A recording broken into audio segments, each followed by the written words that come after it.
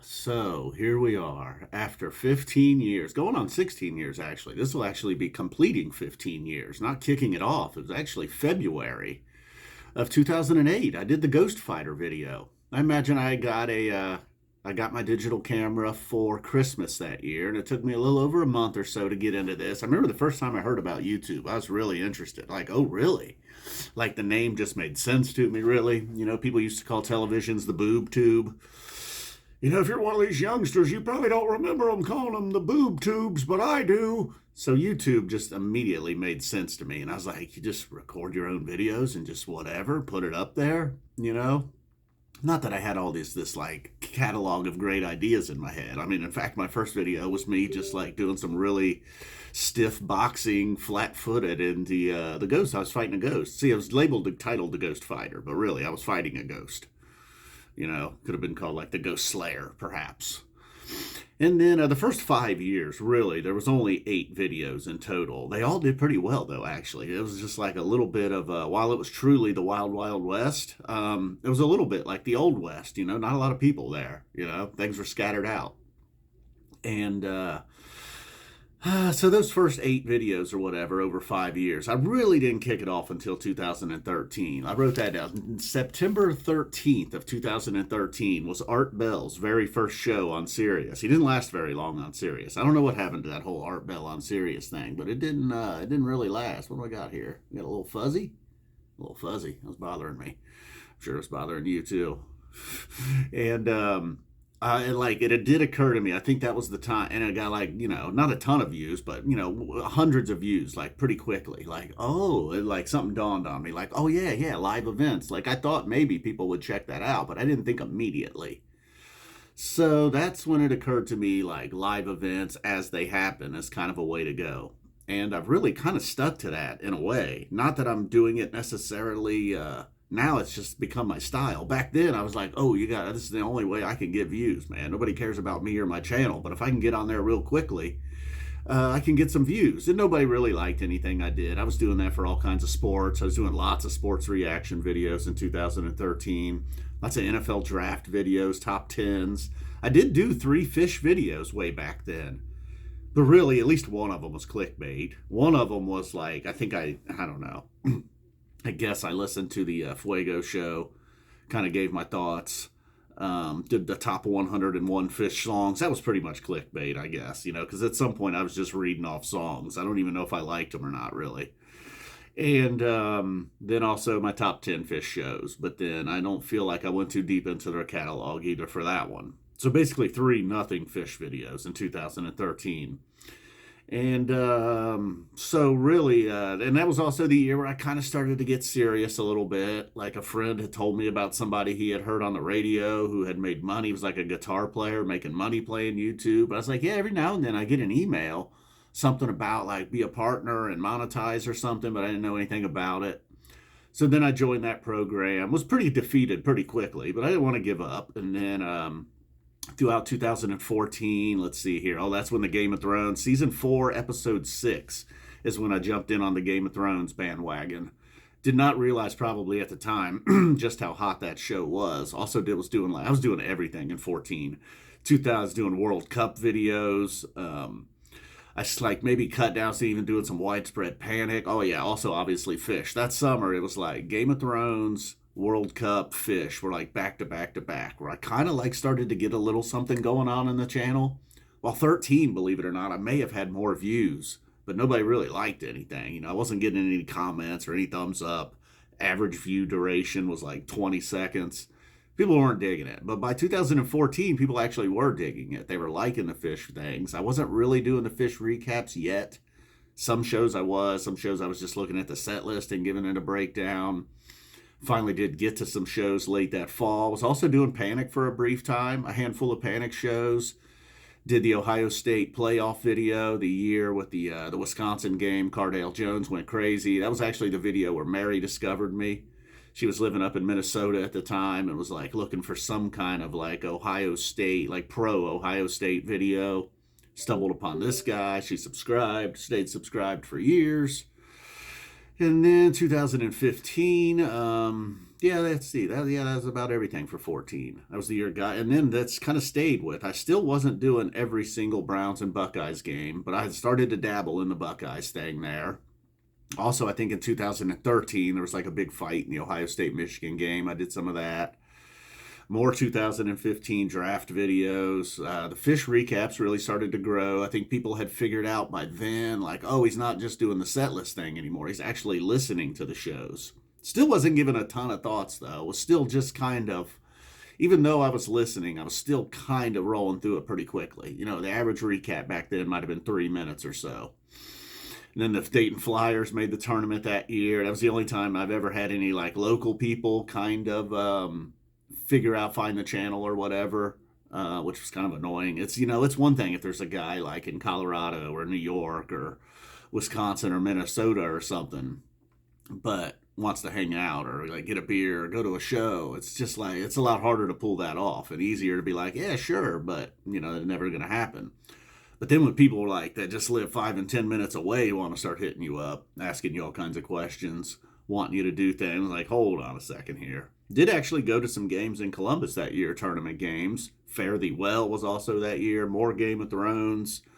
And then that was the first year I did, 2015, where I did every single Phish, Browns, Buckeyes, even did some South Park that year. 2015 was probably my busiest year. I did all the Buckeyes games, all the Browns games, all the Phish shows, every Game of Thrones, season of South Park, draft videos, it was all in there. The Flyers, NCAA tournament stuff. I think that may have been the year I started doing my NCAA tournament picks videos. I get one of them in about every year now. 2016, I moved out of that first apartment where most of the videos were from, almost all the videos actually, starting at year 10. So 2016, I moved. You got Morgott, Phish, Cleveland, Ohio State. It was a lot of rinse, repeat. But then there was more stuff that was like, I think instead of doing like sports videos or reactions or NFL draft, I did do an NFL draft video or two this year, I believe, in 16. The Cavs won the title that year. That video got me some traction. That video actually landed me a brief cameo in an MTV2 commercial. It wasn't like something I wasn't like shooting for that. They asked, I said, sure, you can use a clip of my video, no problem. So that was fun. 2015 was a busy year. 16 was like, yeah, 15 and 16 actually probably were like, I don't know, I was getting just all kinds of weird things, like that MTV commercial. The guy there's like a guy who's a big Phish fan. There's a couple of them actually that work at Fox. One of them somehow had gotten me recommended to do like some NFL, like they wanted to talk to me about like a devastating Browns loss. Guess it was the year they lost to the Ravens. That reaction video still every now and then gets a handful of views from 2015. So 15 was probably maybe not only my busiest year, but as far as views and even ad revenue, By 15, I had kind of been like, I'm obviously not going to make a lot of money at this. I just want to make videos that people like. I just want people to like me. And by 2015, I think I had achieved that, although I was still trying many things, you see. 16, I kind of backed off a little bit. I was still doing had the core four at that time, Game of Thrones, Phish, Browns, Buckeyes. Introduced the whiteboard on July 20th of that year. Had the Penn State loss, which is probably view-wise a top 10 video for me now. And then late that year, at the time, I didn't think anything of it or care or anything. Like I said, I knew I wasn't going to make much money doing this. So when Adpocalypse, YouTube Adpocalypse hit, when the days of it being the Wild Wild West finally, believe it or not, didn't come to an end until like 2016. And I did even notice going through the channel there, my views kind of had dropped on just everything overall. And, I could, yeah, sure, whatever. At a certain point, a channel like mine was only going to grow so much. But it started to regress a little bit. And I think that had a little bit to do with, I don't know, just a little bit of what was going on with YouTube. Because it kind of didn't matter. Like, I don't know. It did seem like it affected my channel a little bit. But at the time, I didn't even realize it. But it seemed like 14 and 15, things were going pretty well, I guess. Like just about everything I posted seemed like did all right. But then by the next year, especially when I was doing videos that weren't related to something live, There's like a freelance video. I think those type of videos definitely were hurt by YouTube trying to clean up their act a little bit. And I'm not resentful. I get it. Who knows what I was saying in those videos? You know what I mean? A lot of times I was just talking about like my neighbors and work and who knows, the weather and cheeseburgers and this kind of stuff. I don't know. So then 2017 actually was, because the Phish thing had started to even level off a little bit. The Baker's Dozen was big. That was really a big rebound for my Phish channel, the Phish part of the channel that had kind of leveled off through 16. 15, it was growing pretty well. People were enjoying it. Went to several shows. 16, I don't think I got to a lot of shows. Went to a few, maybe 3 or something, maybe 5 total. But 17 seemed like the Baker's Dozen. That was like peak Phish recaps for me. I think, as that was going on, went to the Nutter Center show right before that. So some of my most viewed Phish recaps were still around that time. Also, I think that was when I started doing the Be Careful at Dick's videos. No, that was actually 16.